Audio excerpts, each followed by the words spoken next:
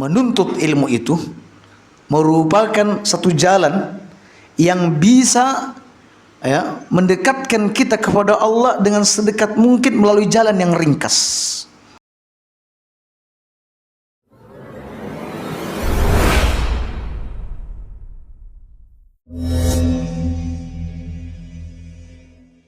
Waalaikumsalam warahmatullahi wabarakatuh. Innal hamdalillah nahmaduhu wa nasta'inuhu wa nastaghfiruh wa na'udzu billahi min sururi anfusina wa min sayyiati a'malina. May yahdihillahu fala mudilla lahu wa may yudlil fala hadiya lahu. أشهد أن لا إله إلا الله وحده لا شريك له وأشهد أن محمدا عبده ورسوله أما بعد. الحمد لله على نعمته تتم الصالحات. Segala puji bagi Allah atas nikmat yang dikaruniakannya kepada kita, sehingga nikmat-nikmat tersebut kita manfaatkan pada jalan-jalan kebaikan, untuk mendengar kebaikan, melihat kebaikan, berbicara dengan kebaikan, melangkah pada jalan-jalan kebaikan, dan semua pintu-pintu kebaikan didatangi oleh anggota-anggota tubuhnya. Kaum muslimin, mari kita lanjutkan kajian kitab Adabul Mufrad yang ditulis oleh Imam Al-Bukhari rahimahullahu ta'ala. Hadis 647. An Juwairah bintil Haris, An Juwairiyah bintil Haris bin Abi Dirar, anna an-nabiy sallallahu alaihi wasallam kharaja min indiha, bahwa Nabi sallallahu alaihi wasallam pernah keluar dari sisinya, yakni beliau keluar dari rumah istrinya yang bernama Juwairiyah. Wa kana ismuha Barrah. Sebelumnya Juwairiyah ini bernama Barrah. Barrah itu kalau kita artikan wanita yang paling berbakti, ya, yakni kebaikan dan yang terbaik, itu namanya Barrah. Fahawwala an-nabiy sallallahu alaihi wasallam ismaha fasammaha Juwairiyah.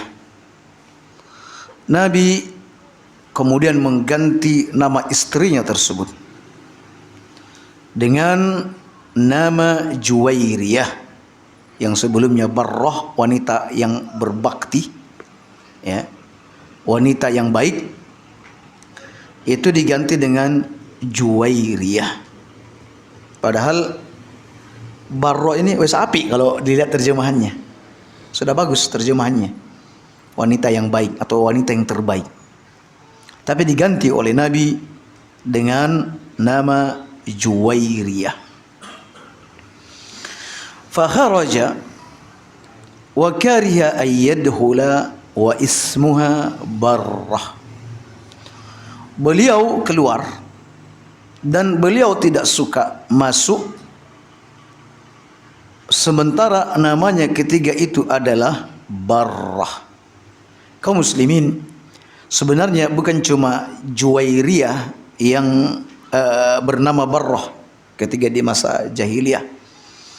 Di sana ada putri Umar juga pernah bernama Asiyah. Asiyah, wanita pembangkang, wanita penentang. Tapi boleh jadi mungkin maksudnya itu baik, jadi menentang kemungkaran-kemungkaran, menentang orang yang mengajak kepada keburukan, mungkin begitu maksudnya. Ya, tetapi oleh Nabi sallallahu alaihi wasallam diganti dengan Jamilah. diganti dengan Jamilah. Begitu juga Nabi pernah mengganti nama Barrah putrinya Abu Salamah dan Barrah bintu Jahsh dengan nama Zainab. Seraya beliau berkata, la tuzakku anfusakum, ya, janganlah kalian memuji diri kalian sendiri, janganlah kalian mensucikan diri kalian sendiri sebagai wanita terbaik. Misalnya itu kan namanya memuji diri sendiri, atau namanya manusia yang paling soleh, ya, manusia yang paling selamat. Itu bagian daripada memuji sendiri. Allahu a'lamu bi ahlil birri minkum. Allah lebih tahu siapa di antara kalian yang paling berbakti. Allah paling tahu siapa di antara kalian yang paling berbakti. Itu satu. Artinya kaum muslimin, ada dua alasan Nabi mengganti suatu nama yang mungkin nama ini terlihat baik.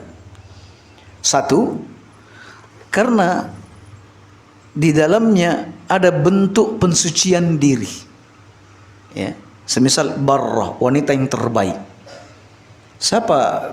Kenapa Anda mensucikan diri bahwa dia adalah wanita yang terbaik? Mungkin di sana masih ada yang lebih terbaik lagi, ya. Itu satu, ya. Yang kedua alasan, dikhawatirkan seseorang tatayur dengan nama, pesimis dengan nama. Padahal dalam Islam yang dianjurkan adalah tafaul, optimisme dengan nama.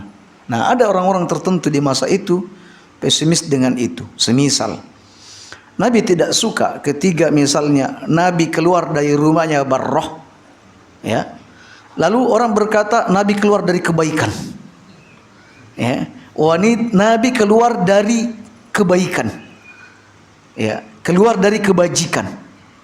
Nah, sehingga ada orang yang pesimis dengan itu. Kalau optimis dengan nama, bagus, dianjurkan.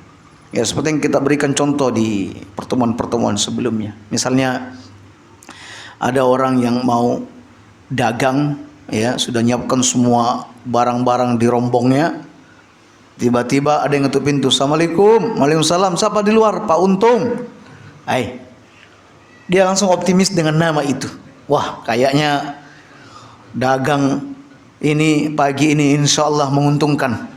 Ya, karena apa? Dengar nama Pak Untung. Ini boleh. Nabi optimis dengan tafaul dengan nama. Nah, kalau tatayur tidak boleh. Menganggap sial terhadap sesuatu itu tidak boleh. Misalnya kalau burung terbang ke kanan, keberuntungan, terbang ke kiri adalah kesialan. Nah, tidak boleh seperti itu. Kemudian ada lagi menjadikan satu sebab yang syariat tidak pernah menjadikan sebagai sebab, itu juga tidak boleh. Misal kalau ada cicak di rumah, ada kupu-kupu di rumah, berarti ada tamu besok. Ini sebab ini datang dari mana? Ya, ini sebab tidak pernah ditetapkan oleh syariat. Begitu juga orang kalau ngelepas burung sambil bersiul-siul, ya, biar anginnya kenceng. Nah, dari mana sebab ini? Siapa yang menentukan sebab ini? Bahwa kalau bersiul-siul nanti angin kencang datang. Nggak benar. Jadi kaum muslimin, atau misalnya ini kalau tangan gatal berarti nanti sebentar lagi dapat uang. Misalnya sebab ini siapa yang membuat? Siapa yang menentukan? Maka menentukan satu sebab yang syariat tidak menjadikan dia sebagai sebab, ini masuk dalam kategori haram.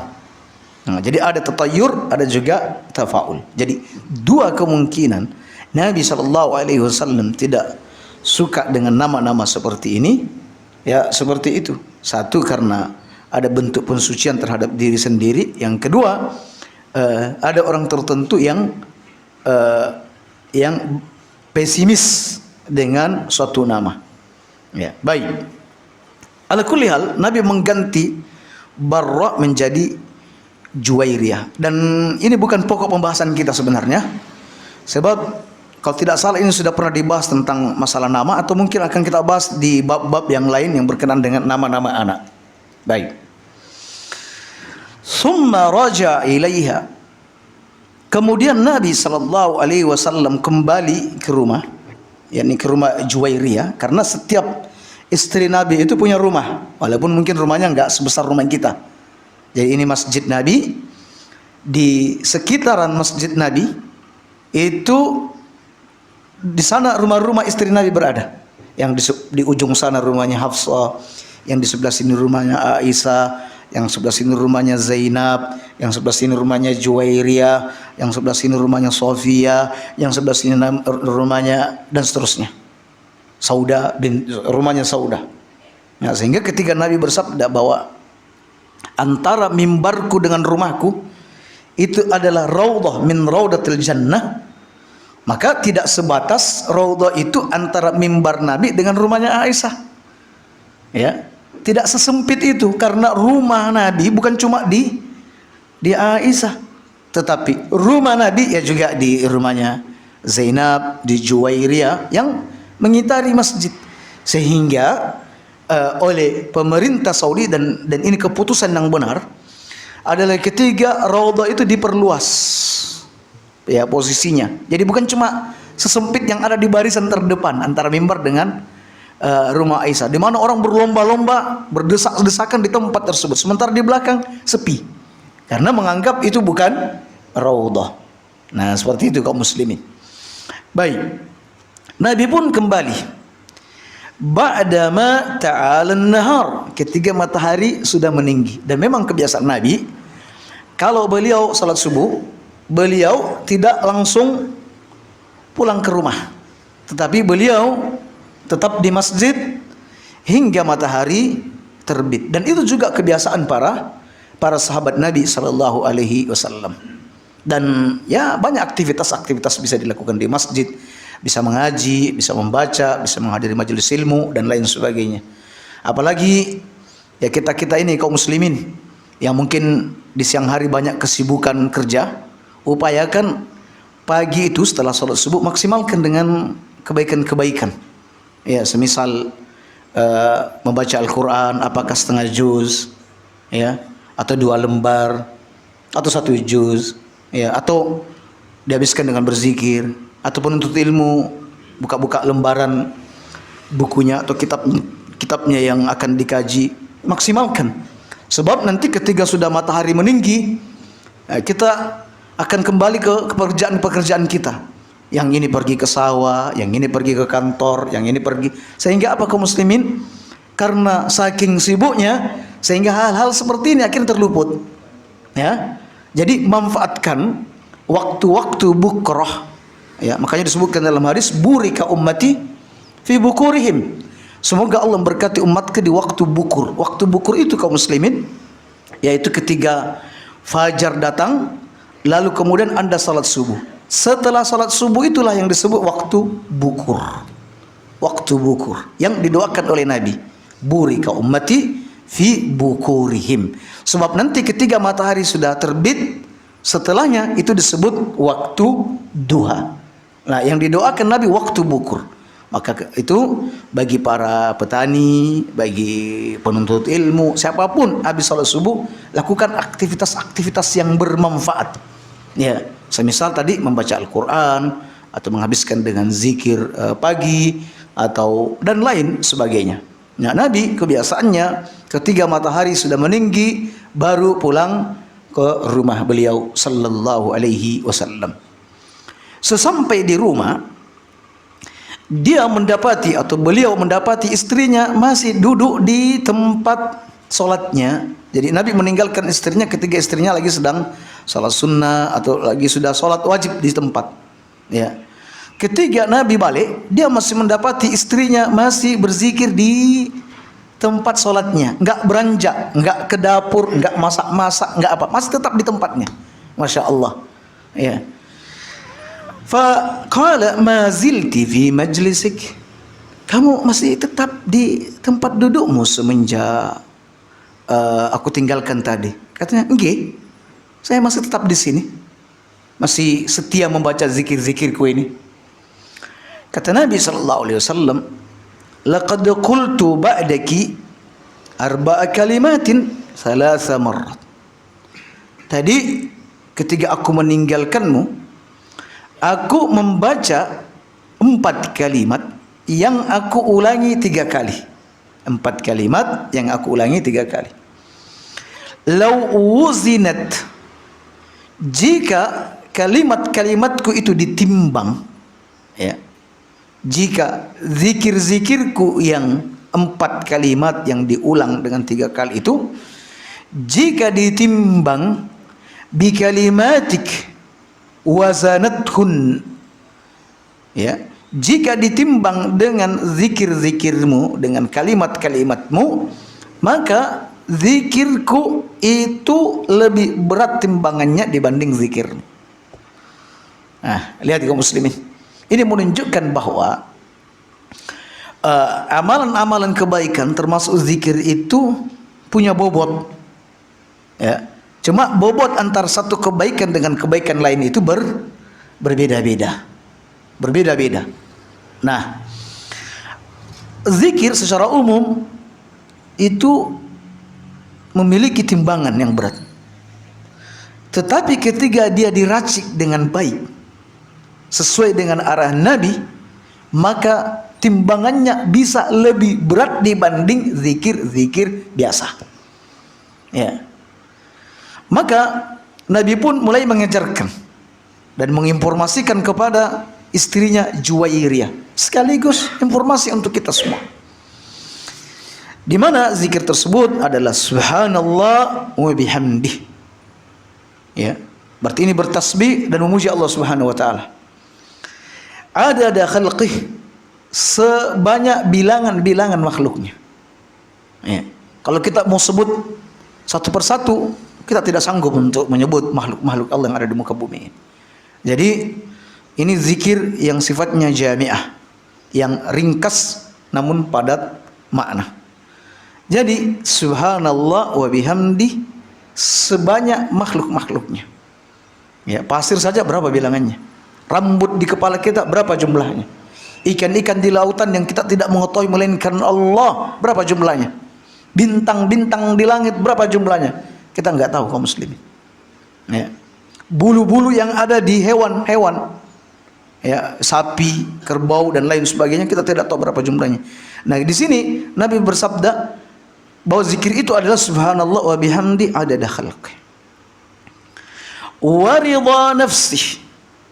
Begitu juga bertasbih dan bertahmid sejauh keridhaan Allah Subhanahu wa taala. Ya. Keridhaan Allah kepada nabinya, keridhaan Allah kepada rasulnya, keridhaan Allah kepada makhluk-makhluknya. Ya. Jadi kita minta, ya, kita bertasbih sejauh keridhaan Allah Subhanahu wa taala. Kemudian wazinata arsyih, dan seberat timbangan-timbangan arsnya. Seberat timbangan ars. Ya. Ars ini teramat besar kaum muslimin. Ars ini adalah makhluk terbesar yang ada di alam semesta ini. Dibanding kursi dengan ars, kursi ini hanyalah sebesar cincin yang ada di tanah lapang. Ya. Cincin yang ada di tanah lapang yang luas. Sementara kursi dibanding alam semesta ini, yaitu langit yang 7 tingkat, bumi dengan 7 lapis dan segala isinya dan apa yang ada antara keduanya, itu jika dikumpulkan dia hanyalah seperti gelang atau cincin yang ada di tengah-tengah tanah lapang yang begitu luas. Nah, ars lebih besar daripada kursi, dan kita minta kepada Allah, kita bertasbih, bertahmid dengan sebesar atau seberat timbangan arsnya. Dan wa midada kalimatihi, dan sebanyak tinta-tinta kalimatnya. Kaum muslimin, ini diulangi oleh Nabi sebanyak 3 kali. Ya, 4 kalimat diulangi sebanyak 3 kali. Ini mengimbangi, bahkan lebih berat dibanding zikirnya Juwairiyah semenjak salat subuh hingga matahari terbit. Sementara Nabi ini paling cuma tidak sampai 5 menit mungkin. Ya, 2 menit lah, 2 atau 3 menit wis mari. Ya, ini zikir ini timbangannya lebih berat daripada timbangan zikirnya Juwairiyah. Kaum muslimin, ini pentingnya bahwa menuntut ilmu itu merupakan satu jalan yang bisa mendekatkan kita kepada Allah dengan sedekat mungkin melalui jalan yang ringkas. Itu ilmu. Ya. Yang kedua, ini juga menunjukkan bahwa tidak selalu bahwa kuantitas suatu amal itu lebih baik daripada amal yang kuantitasnya sedikit. Tidak mesti. Tidak mesti sesuatu yang memayahkan badan itu lebih besar pahalanya dibanding lebih kurang dari itu. Enggak seperti itu. Jadi apa saja yang berjalan sesuai dengan aturan-aturan yang ditunjukkan oleh Allah dan Rasulnya, maka sudah dipastikan itu adalah amalan-amalan yang semuanya memiliki bobot yang berat dan besar di sisi Allah Subhanahu wa taala. Nah, demikian kaum muslimin, hadis Juwairiyah bintul Haris. Baik. Kemudian hadis berikutnya, an Ibni Abbas anna an-nabiy sallallahu alaihi wasallam kharaja min indi Juwairiyah wa lam yakul inda Juwairiyah illa marrah. Dari Ibnu Abbas bahwa Nabi pernah keluar dari sisi Juwairiyah, dan si perawi tidak mengatakan Juwairiyah ya dengan nama Barrah kecuali satu kali saja. Ya, artinya bahwa perawi ini menghindari penyebutan nama dengan Barra, tetapi dengan menyebut nama Juwairiyah. Berikutnya, an Abi Hurairah qala Rasulullah sallallahu alaihi wasallam ista'idzu billah min jahannam. Berlindunglah kepada Allah Subhanahu wa taala dari api neraka Jahannam. Jahannam ini adalah salah satu nama dari neraka yang ada di akhirat. Dan tentu neraka Jahannam ini diperuntukkan untuk orang kafir, orang-orang munafik, dan sebagian orang-orang beriman karena ia melakukan pelanggaran besar di sisi Allah Subhanahu wa taala. Berlindunglah dari neraka Jahannam. Ista'idzu billah min adzabil qabr. Berlindunglah kepada Allah Subhanahu wa taala dari azab kubur. Azab kubur ini kaum muslimin bermula dari pertanyaan malaikat. Ya. Di mana ketiga itu malaikat bertanya tentang siapa Rabb kita, siapa Nabi kita, apa agama kita. Dan orang yang bisa menjawab dengan baik, maka dia akan mendapatkan kenikmatan kubur. Sementara yang tidak bisa menjawabnya, dia hanya berkata, la adri, saya tidak tahu. Nah, ketiga orang itu berkata dia tidak tahu, maka malaikat berkata, la daraita wala talaita. Kau tidak tahu dan kau tidak pernah membaca. Fayudrabu bimirzabatin. Dia dipukul dengan palu, ya, yang dari besi. Orang bilang palu godam. Hatta yasira turaban, hingga dia menjadi tanah, lebur menjadi tanah. Setelah itu dibangkitkan kembali, lalu dipukul lagi. Nah, inilah siksa kubur. Ini siksa kubur. Begitu juga Nabi sallallahu alaihi wasallam pernah melewati dua kuburan. Lalu Nabi bertanya, siapa pemilik kubur ini? Lalu mereka berkata, ini miliknya si fulan. Lalu kata Nabi, sesungguhnya penghuni kubur ini sedang disiksa. Dan ia disiksa bukan karena persoalan besar. Ya, tampak bukan persoalan besar, tapi kecil. Tetapi akibatnya dia disiksa di kubur, yaitu dia tidak membersihkan diri dari air kencing. Yang satunya suka mengadu domba. Begitu juga dalam hadis yang lain bahwa mayit itu disiksa karena tangisan, karena ratapan keluarganya. Mayit disiksa karena ratapan. Ya, nih yang dimaksud di sini bahwa ahlul mayit ini memang sudah punya kebiasaan rutin, kalau ada orang meninggal dunia pasti meratap. Nah, sebagai orang tua, sebagai penanggung jawab dalam hal ini, dia cuma diam dan tidak pernah mengingkari hal tersebut. Nah, dia ketika meninggal lalu keluarganya meratapinya, dia berdosa karena tidak memberikan nasihat, tidak melakukan amar mungkar. Atau orang ini memang sudah menasihati kepada keluarganya untuk meratapi dia ketika dia meninggal, biar ada kesan bahwa orang yang meninggal ini adalah orang-orang yang memang dibutuhkan di tengah masyarakat dan di tengah keluarga, sehingga orang pada menangisinya. Dan sudah pernah kami ceritakan, bahkan orang-orang di Mesir berani membayar tukang ratap, ya, mau 1 truk, mau 2 truk. 1 truk itu mungkin isi sekitar 30 mungkin, atau 25, tergantung berapa yang Anda butuhkan. Paketnya paket nangis di atas truk, atau nangis di halaman rumah si duka. Ya, nanti mereka sudah mengambil posisi-posisi strategis dengan menggunakan pakaian hitam, lalu kemudian mereka menangis, sehingga memberi kesan orang-orang yang melintas, ini orang yang meninggal adalah orang yang dicintai oleh keluarganya dan masyarakatnya. Nah, baik. Kemudian kaum muslimin, ista'idzu billah min fitnatil masihid dajjal. Berlindunglah kepada Allah Subhanahu wa taala dari fitnah al-masihud dajjal. Ya. Kaum muslimin, kita ahli sunnah alhamdulillah meyakini bahwa Dajjal itu ada. Bahkan bahwa Dajjal ini akan turun di akhir zaman. Dan keyakinan kita ini diingkari oleh ahlul bid'ah, semisal Mu'tazilah di masa yang lampau, dan para pemuja akal. Mereka mengingkari adanya Dajjal. Ya, mereka mengingkari sosok Dajjal. Dan Dajjal ini kaum muslimin benar-benar akan terjadi di akhir zaman. Kemunculannya merupakan salah satu tanda terbesar akan dekatnya kiamat. Ya. Fitnah Dajjal adalah fitnah terbesar sepanjang sejarah manusia. Ya. Jadi kalau kita sudah mendapati fitnah-fitnah di masa kita ini, misalnya ada fitnah perang, ada fitnah ini, fitnah itu masih belum apa-apa dibandingkan dengan fitnahnya Dajjal. Ya, fitnah itu artinya cobaan kaum muslimin, cobaan, musibah. Ya. Dengannya kaum muslimin, tidak ada seorang nabi pun yang diutus melainkan dia pasti mengingatkan kaumnya tentang fitnah Dajjal. Ya.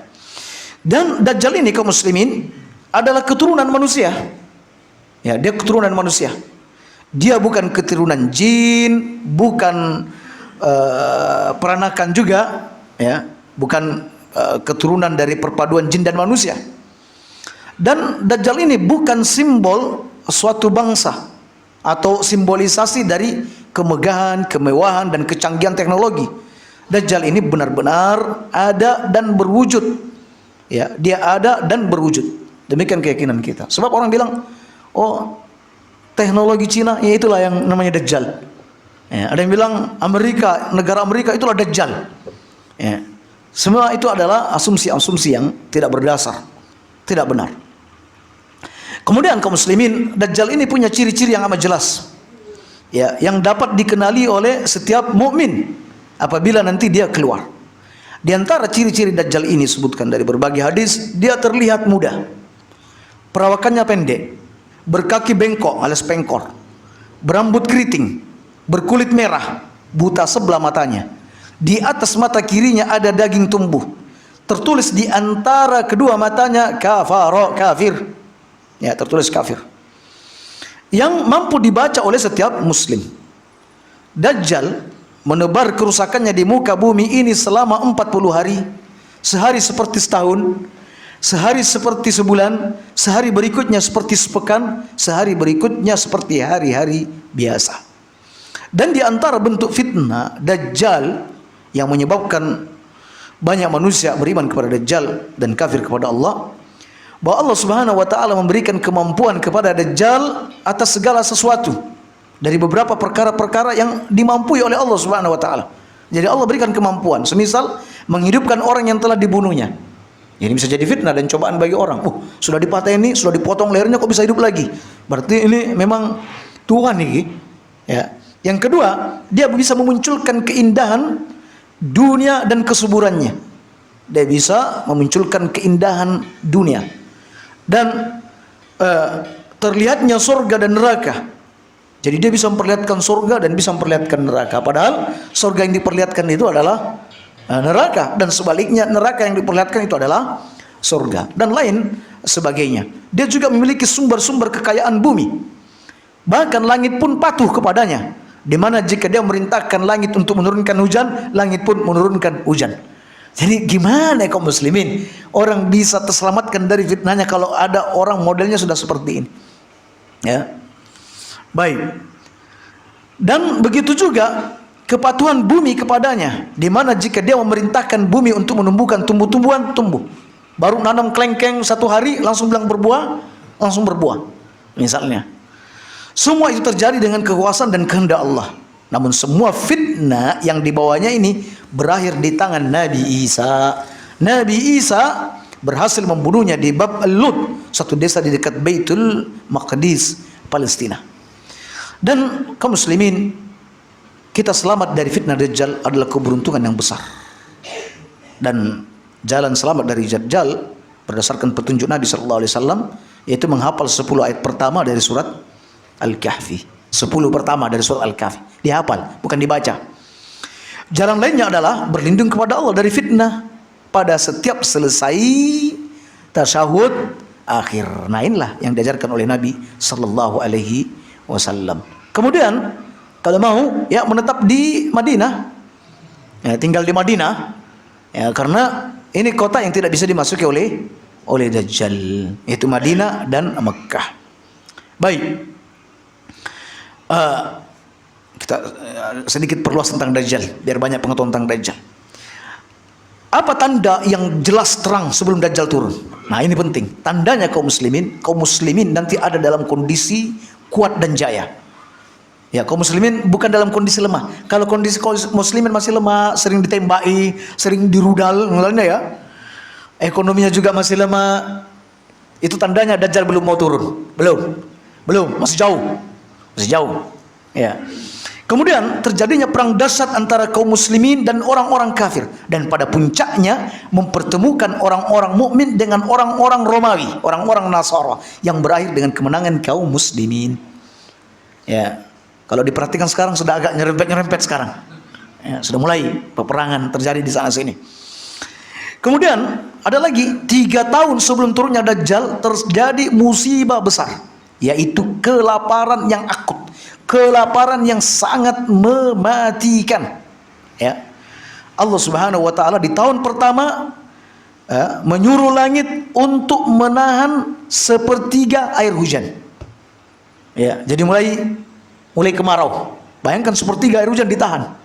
Ya, lalu dan menyuruh bumi untuk menahan 1/3 tumbuh-tumbuhannya. Ya. Jadi 1/3 tumbuh-tumbuhan itu hilang. Ya. Kemudian di tahun yang kedua 2/3 juga tanaman bumi disuruh menahan tanamannya 2/3. Dan di tahun yang ketiga Allah Subhanahu wa Ta'ala menahan air hujan seluruhnya. Begitu juga bumi tidak menghasilkan tumbuhan. Sehingga nanti kaum muslimin ketika ditanya terus apa makanan orang-orang beriman ketiga itu, ya, makanannya adalah zikir dan lain sebagainya. Ala kulli hal kaum muslimin, itu tanda. Dan tanda berikutnya, kebodohan terhadap agama mendominasi dan sedikitnya ilmu dan banyaknya perpecahan dan perselisihan di antara kaum muslimin. Nah, demikian sekilas tentang Dajjal, dan kita semestinya harus berlindung, bahkan wajib kaum muslimin di penghujung tasyahud kita wajib berlindung dari 4 hal ini. Kemudian fitnah mahya wal mamat, fitnah hidup dan fitnah mati. Fitnah hidup ini amat banyak kaum muslimin. Ya, fitnah syahwat, begitu juga dengan kesulitan hidup, kesulitan ekonomi, kemudian interaksi mungkin kita tidak baik dengan sesama, dan fitnah-fitnah yang lainnya. Kemudian fitnah mati, ya di saat sakaratul maut misalnya, ya fitnah malaikat mungkar dan nakir, kemudian azab kubur, itu semua kita berlindung kepada Allah Subhanahu wa Ta'ala dari buruknya 4 hal tersebut. Ya, baik.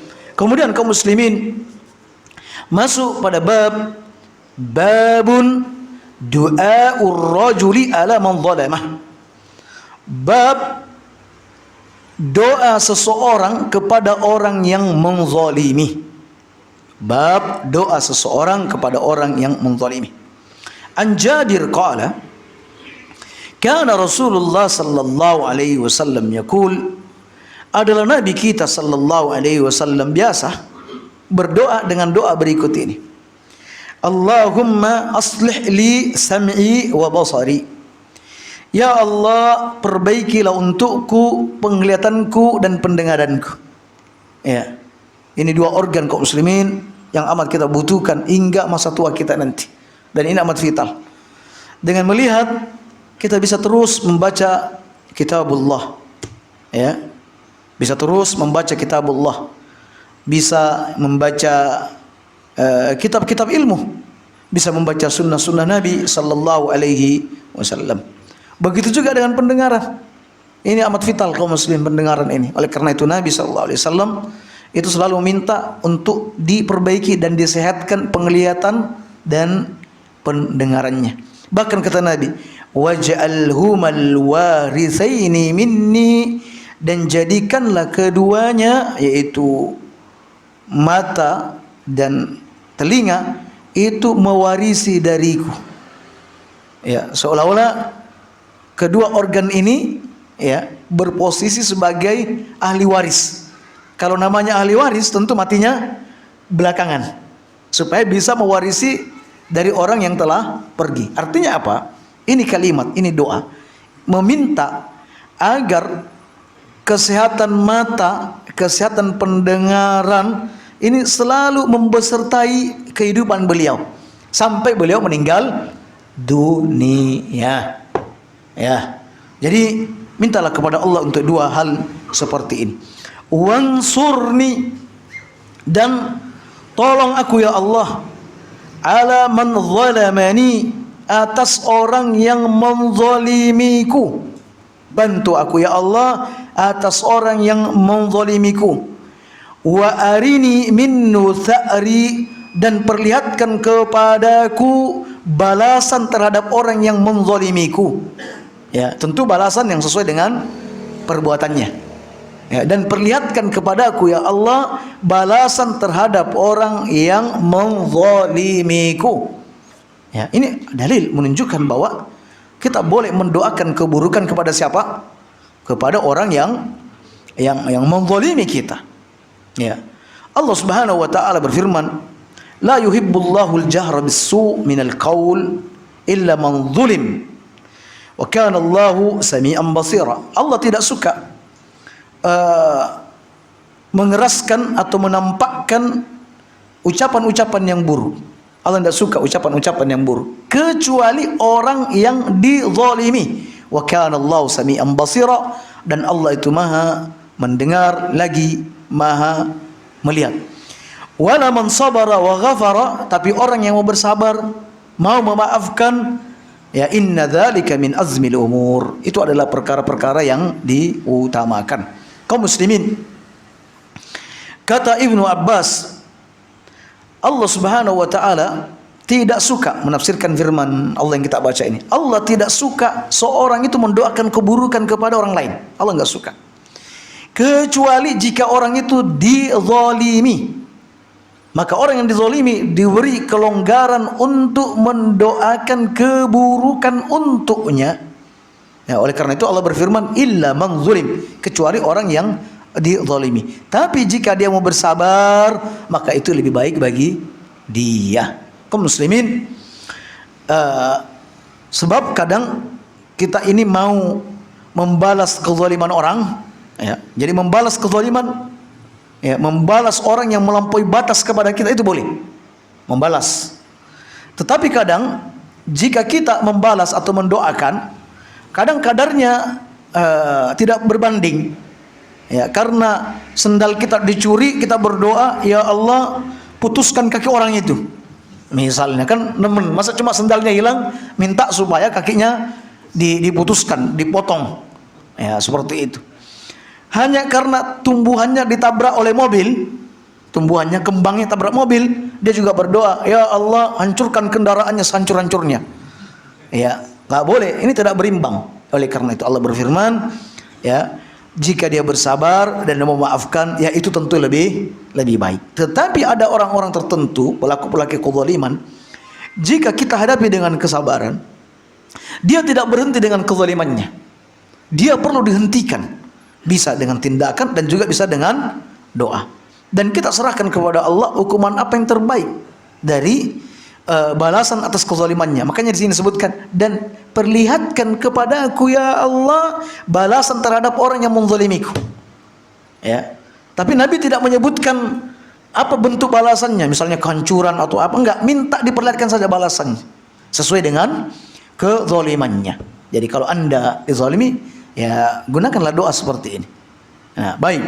Dan ada banyak kisah-kisah di kalangan para sahabat yang ketika dia betul-betul sudah terpojok, maka dia berdoa keburukan kepada orang yang dizalimi. Semisal kisah Sa'ad bin Abi Waqqas, di mana ada orang yang pernah melaporkan dia di hadapan Umar hanya karena dia riya, ingin mendapatkan kedudukan di sisi Umar.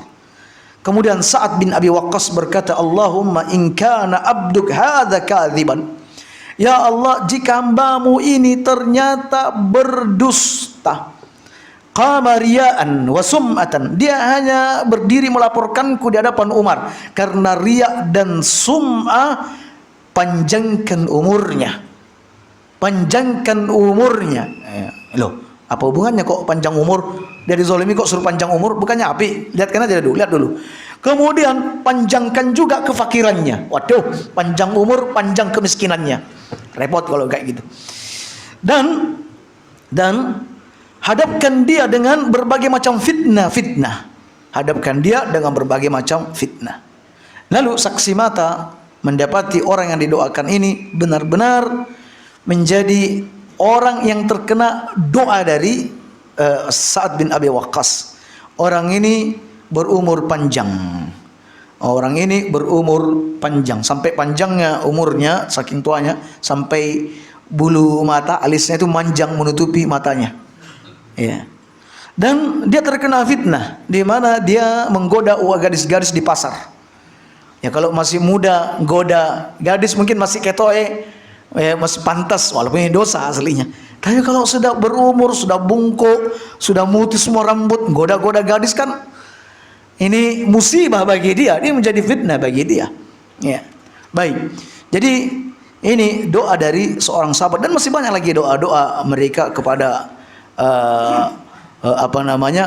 berbuat zalim kepada ini. Bahkan Nabi sallallahu alaihi wasallam ketika beliau lagi sedang sholat di pelataran Ka'bah, di mana orang-orang kafir meletakkan jeroan onta di punggung beliau. Lalu Nabi mendoakan satu persatu ke mereka, satu-satu doa keburukan satu persatu kepada mereka. Ya. Dan setelah beberapa tahun berikutnya Allah mengabulkan doa tersebut. Jadi tidak Nabi langsung berdoa, besok tunggu besok tak lihat sampean ketabrak atau apa gini, enggak. Ya, butuhnya kita bersabar dalam doa.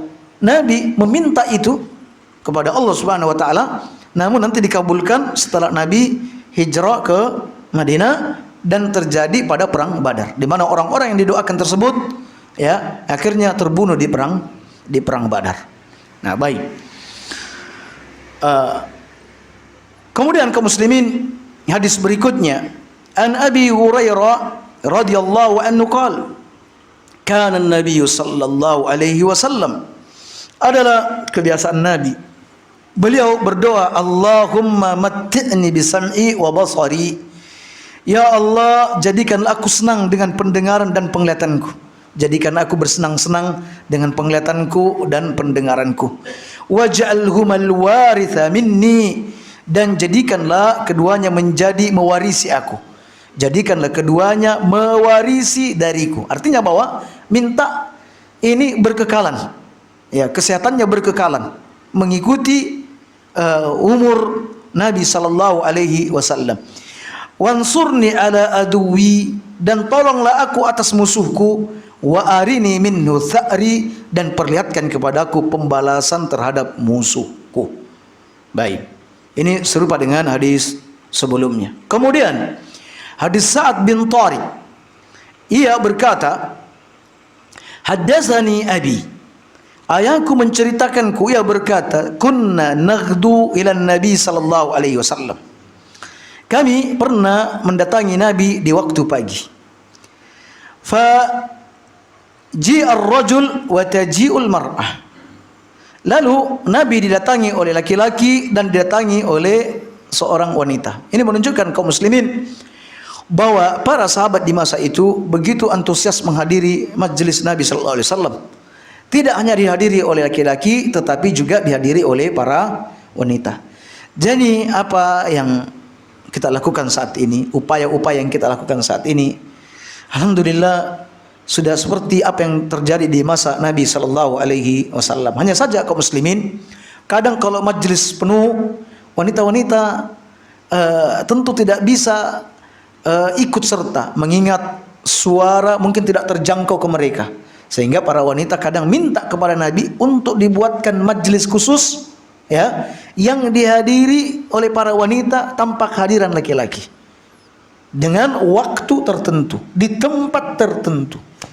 Ya. Jadi kalau ada orang bilang, ya itu kalian juga buat bid'ah, bikin kajian jadwal hari Ahad atau hari Senin, itu mana ada sunnahnya menentukan jadwal? Kita katakan ada.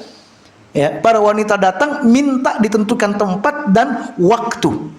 Nah, berarti alhamdulillah ada dasar dan sunnahnya. Nah, baik.